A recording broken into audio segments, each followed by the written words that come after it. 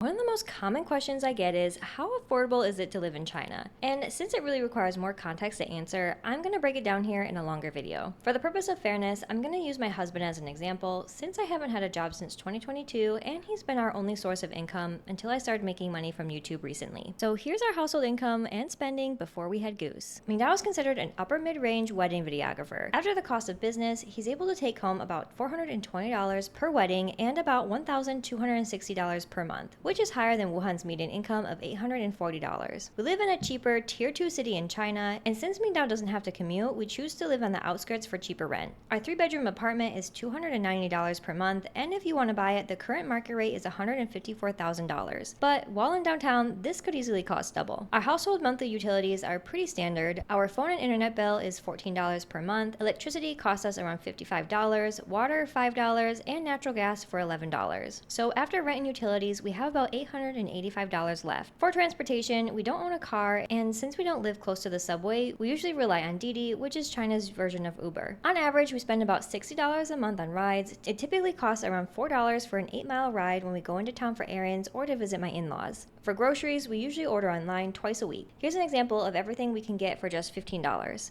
In total, we spend around $170 per month on groceries between the two of us. We also eat out about twice a week. Our go-to spot is this simple cafeteria-style place called Mr. Rice, where you can get basic Chinese dishes and unlimited rice. We usually spend around $7 for the both of us. On average, a sit-down restaurant in the mall costs around $8 to $10 per person, while higher-end restaurants can cost up to $20 to $30 per person, with no tips, of course. So altogether, we budget around $120 per month for eating out. We also set aside $140 each month for fun, like going to the movies, haircuts, gym memberships, buying coffee, clothes, and daily household items. After all of our basic expenses, we're still able to save around $420 per month. But keep in mind, Mingdao's income is considered higher than average, and this is based on not having a mortgage, children, and we live pretty simply because we're saving up for big expenses like flight tickets back to the US, which cost around $1,700 per person. So is it affordable to live in China on a local income? The answer is both yes and no. Let's say if you earn the median income of $840 per month. Daily expenses like food, transportation, and services are generally cheaper than the US. Saving for larger purchases like housing, cars, electronics, and even going abroad is much more challenging. For instance, a new iPhone priced at $900 is roughly equivalent to an entire month's salary, and a $30,000